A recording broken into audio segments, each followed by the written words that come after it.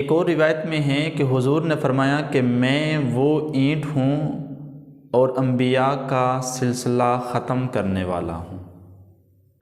اس حدیث کا مفہوم یہ ہے کہ رسول اللہ صلی اللہ علیہ وسلم آخری نبی ہیں۔ آپ کی تعلیمات دائمی اور ابدی ہے۔ آپ کے بعد کوئی نبی نہیں آئے گا۔ آپ کی کتاب آخری کتاب ہے۔ اسی کتاب میں فرمایا گیا کہ ما کان محمد ابا احد من رجالکم ولکن رسول اللہ وخاتم النبیین، کہ محمد صلی اللہ علیہ وسلم تمہارے مردوں میں سے کسی کے باپ نہیں، بلکہ وہ اللہ کے رسول اور انبیاء کے خاتم ہیں، یعنی کہ انبیاء کا سلسلہ ختم اور مکمل کرنے والے ہیں۔ اسی وجہ سے رسول اللہ صلی اللہ علیہ وسلم کے بعد جھوٹی نبوت کا اعلان کرنے والوں کے خلاف صحابہ نے جنگ کی، صحابہ نے جہاد کیا ہے، انہیں قتل کیا ہے اور انہیں تبلیغ کرنے کی اجازت نہیں دی۔ آپ صلی اللہ علیہ وسلم کی بے شمار احادیث سے واضح ہوتا ہے کہ آپ ہی آخری نبی ہیں۔ نمبر 1، حضور علیہ السلام کا فرمان ہے کہ بنی اسرائیل میں سے جب ایک نبی فوت ہو جاتا تو دوسرا نبی اس کا جانشین ہوتا، مگر میرے بعد کوئی نبی نہیں ہے۔ نمبر 2، حضور کا فرمان کہ اب نبوت کا سلسلہ ختم ہو چکا ہے، میرے بعد نہ کوئی رسول ہے اور نہ کوئی نبی ہوگا۔ نمبر 3، حضور کا فرمان کہ میں عاقب ہوں، اور عاقب وہ ہوتا ہے جس کے بعد کوئی نبی نہیں ہوتا۔ نمبر 4، حضور کا فرمان میرے اور مجھ سے پہلے انبیاء کی مثال ایسی ہے جیسے کسی نے خوبصورت گھر بنایا ہو اور اس کے ایک کونے میں ایک اینٹ کی جگہ چھوڑ دی گئی ہو اور وہ اینٹ میں ہوں۔ نمبر 5، کہ تمام صحابہ کا اس بات پر اجماع ہے کہ نبی کے بعد کوئی نبی نہیں ہے، اسی وجہ سے صحابہ نے جھوٹے نبیوں کے خلاف جہاد کیا۔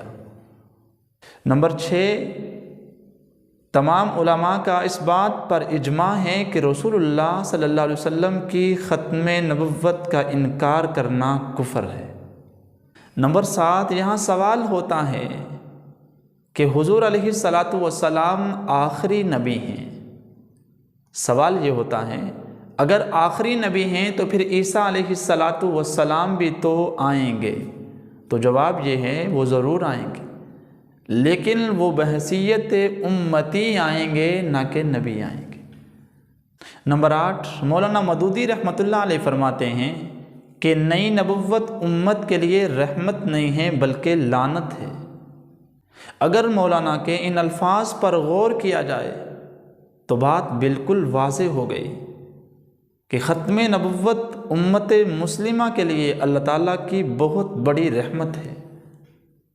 خوش نصیب ہیں ہم کہ ہمیں نبی بھی عظیم ملا اور جو نبی کتاب لے کر آئے وہ کتاب بھی عظیم ملی۔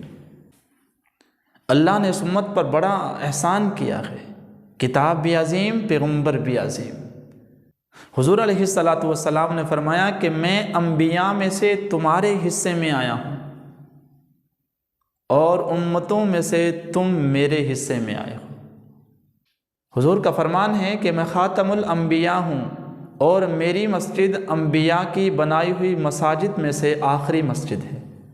ایک اور جگہ میں حضور کا فرمان ہے کہ میرے بعد کوئی نبی نہیں ہوگا اور میری امت کے بعد کوئی امت نہیں ہوگی۔ یہاں ایک سوال ہوتا ہے کہ ہر دور میں انبیاء آئے اور انہوں نے اللہ تعالیٰ کے احکام لوگوں کو پہنچائے، تو اب انبیاء کیوں نہیں آئیں گے؟ تو اس کا جواب مولانا مودودی رحمۃ اللہ علیہ فرماتے ہیں کہ انبیاء بلا ضرورت نہیں آتے، جب انبیاء کی ضرورت ہوتی ہے تو آتے ہیں، لہذا انبیاء کی ضرورت نہیں رہی۔